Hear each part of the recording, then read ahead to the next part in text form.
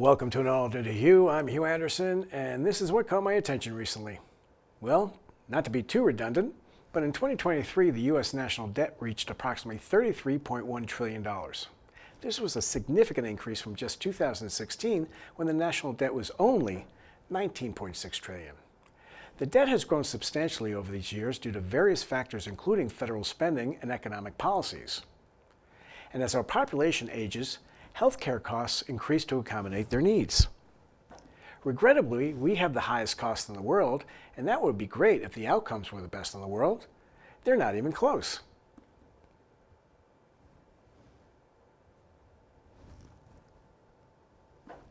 Now, California's new $20 per hour minimum wage for most workers in the fast food sector was going to lead to massive job cuts, dramatic price hikes, or both, according to the industry. But according to the Federal Bureau of Labor Statistics, the fast food industry in California has added nearly 12,000 jobs since March, which was the last month before the $20 wage kicked in.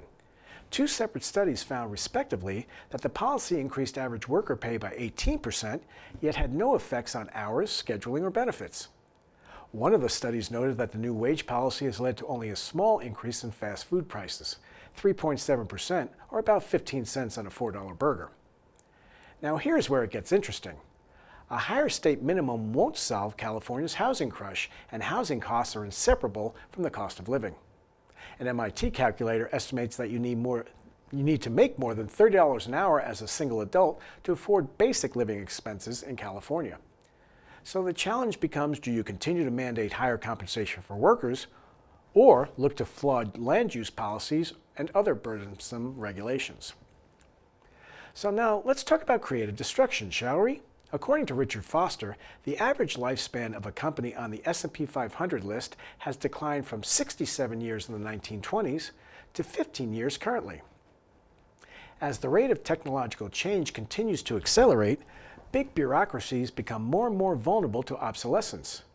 Just ask Intel and your local newspaper. Now, it's been said sitting is the new smoking.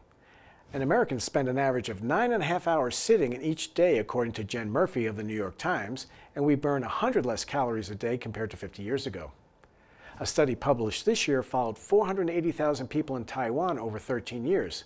It found that those who spent most of their workday sitting had a 34% higher risk of dying from heart disease than those with more active jobs. After just 30 minutes of sitting, our quads and glutes can stop activating. Prolonged sitting can weaken those big muscles over time. Sitting too much can also hinder the body's ability to break down fat. A limited lifestyle is linked to depression and anxiety. So stop wasting your time sitting watching this video, get up and move. That's it for this week. I'm Hugh Anderson, and this has been An Alternate Hugh.